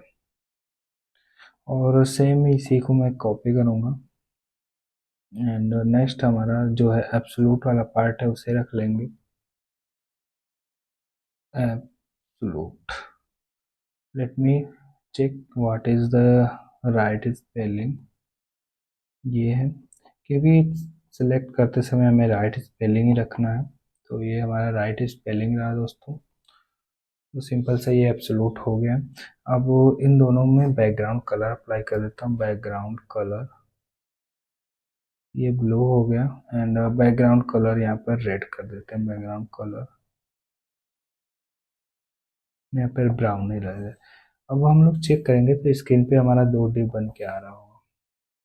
तो दोस्तों अब पहले रिलेटिव और एब्सोल्यूट को समझते हैं। रिलेटिव क्या होता है, पेरेंट डिव की तरह काम करता है, और एब्सोल्यूट उसके अकॉर्डिंग चलता है, हमेशा एब्सोल्यूट डिव पेरेंट डिव के अकॉर्डिंग चलता है। तो अब दोनों में अप्लाई करके देखते हैं कि ये चलता है कि नहीं। तो यहाँ पर हम लोग डिस्प्ले क्या कर देते हैं, पोजीशन में रिलेटिव रखते हैं, डिस्प्ले की कोई प्रॉपर्टी यहाँ पर अप्लाई नहीं करेंगे, सिर्फ पोजीशन की प्रॉपर्टी देख रहे हैं तो पोजीशन रखेंगे, एंड पोजीशन यहाँ पर एब्सोल्यूट रखेंगे। और चेक करेंगे कि क्या हमारा कोई डिफरेंस आया है। तो जैसे ही हम लोग चलेंगे स्क्रीन पे तो अभी हमारा कोई भी डिफरेंस नहीं दिख रहा है, लेकिन जैसे ही मैं टॉप से 0 लूँगा इसमें, तो आप देखिएगा टॉप से या 20 पिक्सल लूँगा, अब आप लोग इफेक्ट देखिएगा। तो ये सिंपल सा क्या हो गया, ये अब क्या हो गया है, ये डिव जो हो गया ये रिलेटिव हो गया किसके, अपने कंटेनर के, मेन कंटेनर के, पेरेंट कंटेनर के। तो जो यहाँ पर पेरेंट कंटेनर है जो कि है वेबसाइट की बॉडी, उसके अकॉर्डिंग ये चल रहा है। तो 20 पिक्सल मैंने किया है, तो 20 पिक्सल के अकॉर्डिंग जा रहा है। अगर मैं लेफ़्ट से करूँ तो ये सिंपल सा लेफ़्ट और राइट ये हम लोग एब्सोल्यूट दे के किसी भी डिव को खसका सकते हैं इधर उधर। तो अगर मैं लेफ़्ट के अकॉर्डिंग 500 पिक्सल नहीं 200 पिक्सल दूँ, तो आप लोग देखेंगे लेफ़्ट से 200 पिक्सल ये खसक गया हो, तो ये 200 पिक्सल खसक गया है। एंड रिलेटिव सिंपल सा यहाँ पर आप लोग देख रहे हैं रिलेटिव और एब्सोल्यूट। इसी तरह हमारा दोस्तों नेक्स्ट है स्टिकी, वो चीज़ें देख लेते हैं। स्टिकी क्या होता है, हमारा सिंपल सा टंगा हुआ रहता है। जस्ट यू कैन से कि अगर मैं एक यहाँ पर डॉट स्टिकी प्रॉपर्टी लूँ एंड एक पैराग्राफ लूँ और इसमें ले लूँ लॉरेम 50, 50 वर्ड ले लिए हैं मैंने। एंड ये स्टिकी वाले को मैं स्टिकी प्रॉपर्टी अप्लाई करूँगा, तो कंट्रोल सी करता हूँ एंड जल्दी से आ जाता हूँ अपने इस वाले पार्ट पे एंड करता हूँ इसको कॉपी एंड एब्सोल्यूट और इसको कर देता हूँ कमेंट एंड ये चीज़ें हम लोग कर लेते हैं कॉपी एंड यहाँ पर डॉट लगाऊंगा and let me copy to paste here and absolute को हटाऊंगा। यहाँ पर स्टिकी प्रॉपर्टी अप्लाई करनी है, मैं यहाँ पर सिंपल सा स्टिकी प्रॉपर्टी लिख दूंगा पोजीशन स्टिकी। तो स्टिकी यहाँ पर यूज़ करने जा रहा हूँ और इसका इफेक्ट देखेंगे ये लटका हुआ रहता है, यानी कि यहाँ पर ये सिंपल सा लटका हुआ रहेगा। तो हमारा ये 200 पिक्सल का है और इसका टॉप से हटा देते हैं, लेफ्ट से हटा देते हैं, कोई भी प्रॉपर्टी नहीं अप्लाई करेंगे, विथ हाइट है सिंपल सा एंड ये अब सिंपल सा आ चुका है और इसके नीचे और सारी प्रॉपर्टी देंगे, यानी कि और सारे पैराग्राफ लिखेंगे। तो मैं सिंपल सा क्या करता हूँ 1000 वर्ड ले लेता हूँ, तो लॉरेम 1000 नहीं इतने वर्ड ले लेता हूँ एंड लेट मी चेक कि क्या होता है यहाँ पर। तो ये जैसे ही मैं स्लाइड करूँगा तो दोस्तों यहाँ पर वर्ड मैंने काफ़ी ज़्यादा ले लिए थे, तो कुछ देर के लिए मेरा लैपटॉप हैंग कर गया था, काफ़ी 1 लाख से ज़्यादा वर्ड ले लिए थे। तो यहाँ पर अब मैंने उसे कट करके फिर से लाया है, वापस लाया हूँ। तो ये आप देख रहे हैं और यहाँ पर मैंने पोजीशन स्टिकी प्रॉपर्टी अप्लाई कर दी। स्टिकी क्या होता है, अब टॉप से स्टिक हो जाता है, यानी अपनी जगह पे टॉप पे जाने के बाद स्टिक हो जाता है। तो यहाँ पर हमें टॉप से डिफाइन करना होगा कि कितनी दूरी पर ये स्टिक हो। तो टॉप से फिलहाल मैं क्या करता हूँ 0 पे रखता हूँ कि ये टॉप 0 पे क्या हो जाए, स्टिक हो जाए। आप अगर 10 पिक्सल 20 पिक्सल भी दे सकते हैं, आपकी मर्जी है, आप चाहे जितना भी दूरी पे देना चाहें आप दे सकते हैं। तो जैसे ही मैं चलूँगा आउटपुट और ये देखिए हमारा अभी सिंपल से ये जा रहा है, टॉप से जैसे ही 0 पाएगा ये स्टिकी प्रॉपर्टी गेन कर लेगा। तो आप देख रहे हैं यहाँ पर सिंपल सा ये क्या कर रहा है, स्टिकी प्रॉपर्टी को गेन कर ले लिया है। इसी तरह दोस्तों हमारा फिक्स्ड प्रॉपर्टी होती है, तो मैं फिक्स्ड प्रॉपर्टी के लिए यहाँ पर नीचे एक डिव बना देता हूँ, सिंपल सा dot fixed, okay. And fixed के लिए हम लोग सेम वही प्रॉपर्टी ले लेते हैं। अब ये ज़रूरी नहीं कि आप क्लास को सेम ही रखें, क्लास आप कुछ भी रख सकते हैं, वो तो मैं समझने के लिए रख देता हूँ कि आप लोगों को समझ में आए।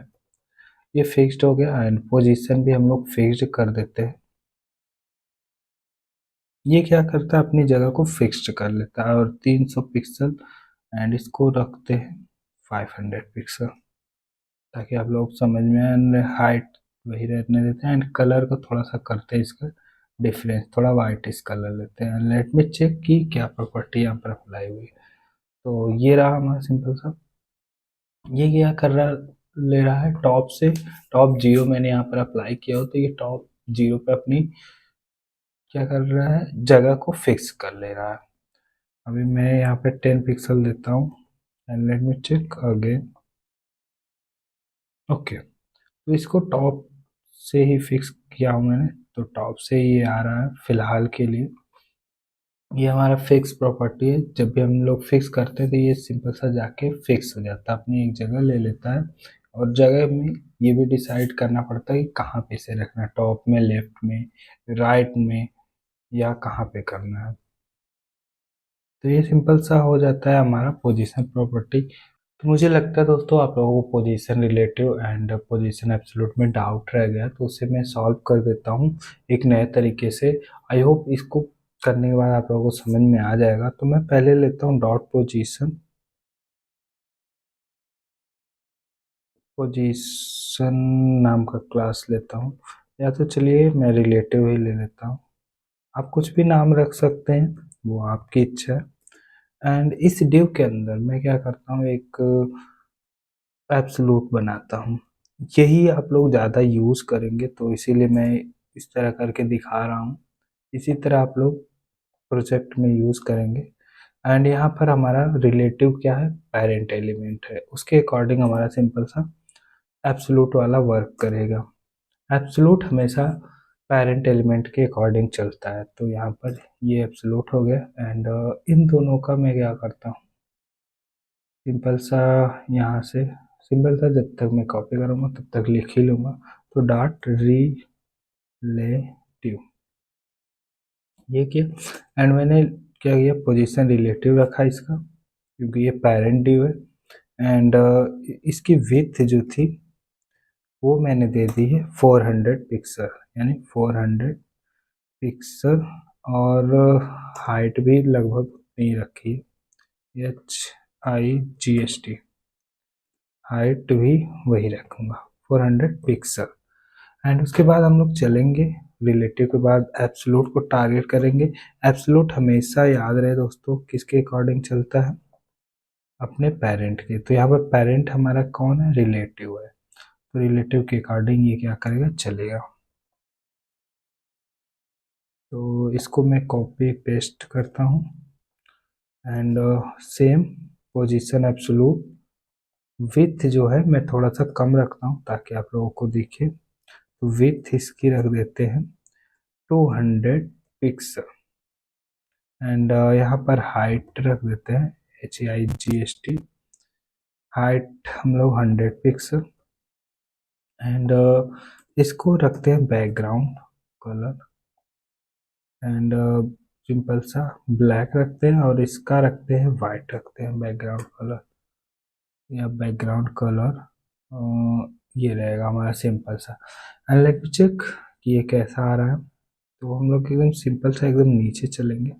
तो अब यहाँ पर आप लोग देख रहे हैं कि हमारा जो ये वाला कंटेनर है इसके अकॉर्डिंग चल रहा है, ये पेरेंट कंटेनर के अकॉर्डिंग हमारा क्या चल रहा है, रिलेटिव वाला चल रहा है। सॉरी, रिलेटिव के अकॉर्डिंग हमारा एब्सोल्यूट वाला चल रहा है। रिलेटिव हमारा क्या हो गया, पेरेंट ड्यू हो गया, और एब्सोल्यूट क्या हो गया हमारा, चाइल्ड ड्यू हो गया। तो हमेशा एब्सोल्यूट बिहेव करता है पेरेंट के अकॉर्डिंग। तो अब हम इसके अंदर जहाँ भी चाहें इसको खसका सकते हैं। तो अगर मैं इसको टॉप से 20 पिक्सल लिख दूँ तो ये टॉप से 20 पिक्सल आ जाएगा, बट इसके अंदर ही आएगा। तो देखिए इसने इसको क्या कर लिया है, टॉप मान लिया, यानी पेरेंट मान लिया, तभी इसके अकॉर्डिंग ये चल रहा है। अगर मैं टॉप से 100 पिक्सल कर दूँ तो ये 100 पिक्सल आएगा। जैसे मैंने पहले समझाया था उसमें हमने बॉडी को माना था, तो ये बॉडी के अकॉर्डिंग चल रहा था। बट यहाँ पर इसने मेन किसको मान लिया है, रिलेटिव वाले ड्यू को, तो रिलेटिव के अकॉर्डिंग चल रहा है। आई होप दोस्तों अब आपको कोई भी डाउट नहीं रहेगा होगा। इसके बाद हमारी आती है Z index property. Z index property दोस्तों वही प्रॉपर्टी होती है कि हमको किसको सबसे ऊपर रखना है और किसको नीचे रखना है। तो अगर मैं चाहता हूँ यहाँ पर इसको मैं नीचे कर दूँ यानी पीछे की तरफ कर दूँ, तो इसको माइनस में जेड इंडेक्स दे दूंगा, इसको प्लस में दे दूंगा। तो चलिए करके देख लेते हैं। तो सिंपल सा मैं क्या करता हूँ, इसको कर देता हूँ सिंपल सा, मैं जिसको आगे करना है उसको वही सेम रहने देते हैं, इसको कर देता हूँ जेड इंडेक्स -1। तो यहाँ पर जेड इंडेक्स -1। तो अब हम लोग चलेंगे तो ये पीछे आ गया होगा इसके। तो देखिए दोस्तों वो उसके पीछे चला गया है। तो यहाँ पर जिस भी डी को हमें सबसे ऊपर दिखाना है उसका जेड इंडेक्स ज़्यादा रखते हैं, और जिसका नीचे दिखाना उसको कम में रखते हैं। जैसे अगर हमें क्या करना है, ये देखिए यहाँ पर छिप रहा है तो इसको क्या करना है, ऊपर करना है। तो यहाँ पर हम लोग जेड इंडेक्स इसका क्या कर देंगे, ज़्यादा कर देंगे। तो ये मेरा कुछ ये वाला है, तो इसका मैं जेड इंडेक्स क्या करूँगा, ज़्यादा करूँगा सबसे। तो जेड इंडेक्स यहाँ पर 1 1 भी ले सकते थे, 9 9 भी, खूब ज़्यादा करना है ताकि ये सबसे ऊपर दिखे। तो देखिए यहाँ पर सबसे ऊपर ये आ चुका है। जब भी आपको जेड इंडेक्स यानी जिसको ऊपर रखना है उसका जेड इंडेक्स ज़्यादा कर देंगे, जिसको नीचे रखना है उसका जेड इंडेक्स कम कर देंगे। एंड उसके बाद हम लोग चलेंगे कि और चेक करेंगे कि हमारा नेक्स्ट प्रॉपर्टी क्या है। तो इसके लिए हम लोग चलेंगे अपने टेक्सटी वाले पार्ट में। एंड यहाँ पर मैंने फॉर्म्स को एडवांस में रख दिया है, उसे एडवांस में अच्छे से समझाऊंगा। ऑब्जेक्टिव मैंने समझा ही दिया है। वहाँ यहाँ पर देखेंगे overflow, float and pseudo class and element. तो सबसे पहले हम लोग देखते हैं ओवरफ्लो एंड फ्लोट। मैंने देख बता ही दिया है, लेफ्ट होता है, टॉप होता है एंड राइट होता है, बॉटम होता है। तो float left right top and bottom, यानी कहाँ पे कहाँ से किस एलिमेंट को कहाँ खसकाना है। जैसे मैं टॉप पे से खसका रहा था 20 पिक्सल नीचे, तो वहाँ पे वही सेम काम फ्लोट प्रॉपर्टी अप्लाई करके हम लोग कर सकते हैं। ओवरफ्लो, ज़्यादातर हम लोग ओवरफ्लो हिडन यूज़ करते हैं। ओवरफ्लो का मतलब जो हमारा कंटेनर है उससे ज़्यादा किसी चीज़ का हो जाना। जैसे कि पानी की बाल्टी है, उसमें ओवरफ्लो का मतलब क्या है कि बाल्टी जितनी बड़ी उससे ज़्यादा पानी होना। तो क्या होता है, पानी बहने लगता है। उसी तरह ओवरफ्लो की कुछ प्रॉपर्टी है वो हम लोग देख लेते हैं। तो मैं यहाँ पर जो हमारा सिंपल सा ये ड्यू है, उस ड्यू को मैं कमेंट कर देता हूँ ताकि हमें कन्फ्यूज़न ना रहे। जो स्टिकी वगैरह वाले हैं उसे मैं कमेंट कर देता हूँ। तो ये रहे हमारे कमेंट, और सिंपल से इसको भी कमेंट कर देता हूँ। एंड रिलेटिव वाले में हम लोग देख लेते हैं। सिंपल सा रिलेटिव वाले में मैं क्या करता हूँ, एक पैराग्राफ लेता हूँ, सिंपल इसको हटा देता हूँ फिलहाल के लिए। एंड पैराग्राफ लेता हूँ, इसमें मैं अगली बार की तरह गलती नहीं करूँगा। तो लॉरेम इसमें 200 वर्ड ले लेता हूँ। एंड लेट मी चेक कि हमारे यहाँ पर ओवरफ्लो हो रहा है कि नहीं। तो देखिए दोस्तों ये क्या हो रहा है, कंटेनर से बाहर निकल रहा है। ऐसे आप लोगों को नहीं समझ में आ रहा होगा, तो मैं क्या करता हूँ, स्टाइल में थोड़ा सा बॉर्डर दे देता हूँ ताकि आप लोगों को समझ में आए। तो यहाँ पर सिंपल सा बॉर्डर की प्रॉपर्टी अप्लाई करूँगा, बॉर्डर। एंड बॉर्डर में 2 पिक्सल सॉलिड रेड। अब देखिए दोस्तों हमारा सिंपल सा देखिएगा कि हमारा कंटेंट क्या हो रहा है, बाहर जा रहा है। तो उसके लिए हमारी एक प्रॉपर्टी है जो कि है ओवरफ्लो की। तो ओवरफ्लो हम लोग हिडन यूज़ कर देंगे, तो हम लोगों का क्या होगा, ओवरफ्लो हिडन हो जाएगा, यानी कि नहीं दिखेगा। तो ये रहा ओवरफ्लो हिडन। अब देखिए जितनी भी बाहर जा रही थी कंटेंट वो हमारी छुप गई। उसके बाद होता है ओवरफ्लो स्क्रोल। तो इसमें क्या होता है, ओवरफ्लो जो भी कंटेंट है वो क्या होती है, स्क्रोल के रूप में आ जाती है। तो ये रहा ओवरफ्लो स्क्रोल। तो अब देखिए हमारी जो भी कंटेंट है वो स्क्रोल बार एक आ गया है और हमें उसमें दिख रहा है। और ओवरफ्लो वाई एक्सिस के अकॉर्डिंग होती है, एक्स एक्सिस के अकॉर्डिंग होती है, वो भी आप अप्लाई करके देख सकते हैं। एंड नेक्स्ट हमारा है, वो देख लेते हैं नेक्स्ट हमारी कौन सी टॉपिक है। नेक्स्ट हमारा है pseudo class and pseudo element.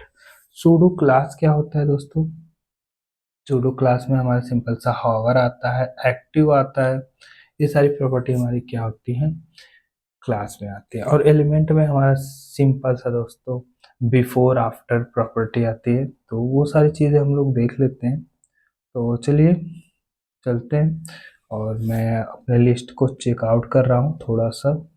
तो पहले हम लोग क्लास समझते हैं।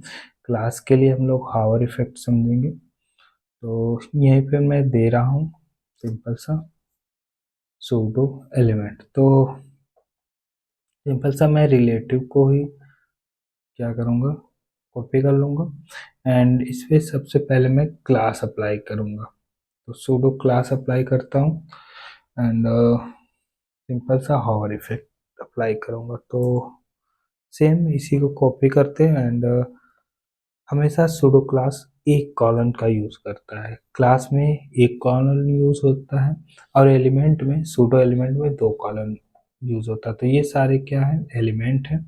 और अभी जो मैं यूज़ करने जा रहा हूँ हावर, ये क्या है, क्लास है। तो मैंने क्लास को यूज़ किया और इस पे लगा दिया हावर।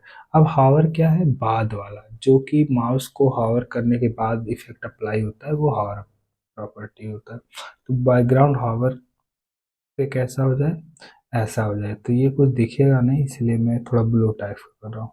तो पहले ये रहेगा इस टाइप का बैकग्राउंड कलर, वाइट इस टाइप का, एंड उसके बाद थोड़ा ये कैसा हो जाएगा, ब्लू टाइप का हो जाएगा। चलिए रेड टाइप का हो जाएगा। तो अब इसको चेक कर लेते हैं कहाँ गया हमारा। तो जैसे ही देखिए मैं हावर कर रहा हूँ, ये क्या हो रहा है, रेड टाइप का हो रहा है। यहीं पे एक प्रॉपर्टी आती है दोस्तों, वो भी एक्स्ट्रा प्रॉपर्टी मैं बता दे रहा हूँ, कर्सर पॉइंटर। तो अभी हमारा कर्सर क्या है, नॉर्मल है।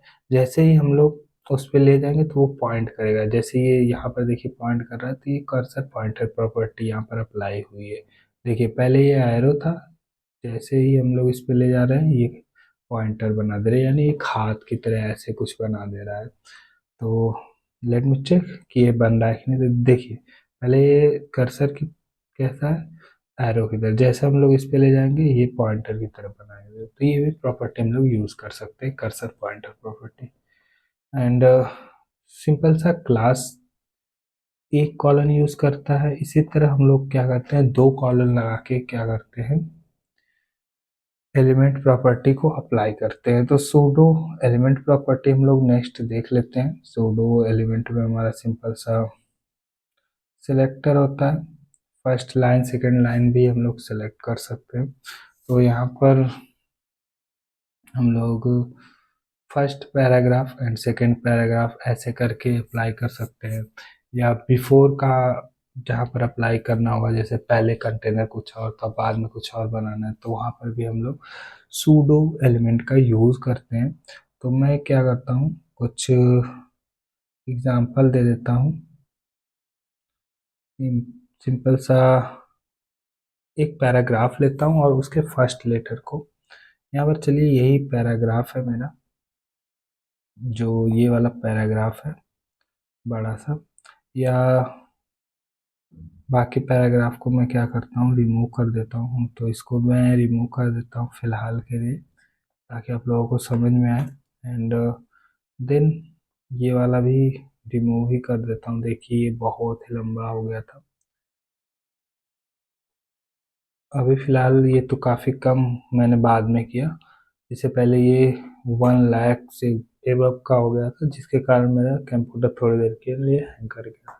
तो यहाँ पर इस पैराग्राफ को सिलेक्ट करते हैं और यहाँ पर सूडो एलिमेंट का प्रभाव अप्लाई करते हैं, यानी सूडो एलिमेंट इफेक्ट अप्लाई करते हैं। तो पी लेते हैं सिंपल सा दोस्तों, पी लेते हैं का मतलब पैराग्राफ लेते हैं, वो वाली चीज़ें नहीं कह रहा हूँ। तो देखिए यहाँ पर सिंपल सा मैंने क्या अप्लाई कर दिया, element property, pseudo element property apply कर दी। एंड उसके बाद मैं लगाऊंगा यहाँ पर फर्स्ट, जो भी फर्स्ट में पैराग्राफ मिले, ठीक है, उसका जो लेटर है, फर्स्ट लेटर है जो, वो कैसा हो जाए, वो हो जाए एकदम बड़ा। तो पहले फ़ॉन्ट साइज उसका कर देते हैं 50 पिक्सल। देखते हैं फर्स्ट लेटर जितने पैराग्राफ है उनका क्या कर दिया, ये 50 पिक्सल कर दीजिए। आप देख रहे हैं सारे पैराग्राफ जितने हैं, इतने सबको सेलेक्ट किया, उसका फर्स्ट लेटर क्या कर दिया, 50 पिक्सल कर दिया। तो सूडो एलिमेंट सिंपल सा डबल कोलन के बाद जो भी इफेक्ट हम लोग लगाते हैं बाद वाला इफेक्ट वो आता है सूडो एलिमेंट के अंतर्गत, और एक कॉलन के बाद जो भी इफेक्ट लगाते हैं वो हमारा आता है सूडो क्लास के अंतर्गत। आई होप दोस्तों ये बेसिक आपको समझ में आया होगा। कोई भी डाउट होगा तो बेझिझक कमेंट करिएगा और ज़्यादा से ज़्यादा शेयर करिएगा ताकि मैं जल्द से जल्द एडवांस वाला पार्ट भी CSS का लाऊं। मिलते हैं नेक्स्ट वीडियो में, तब तक के लिए नमस्कार, जय हिंद, जय भारत।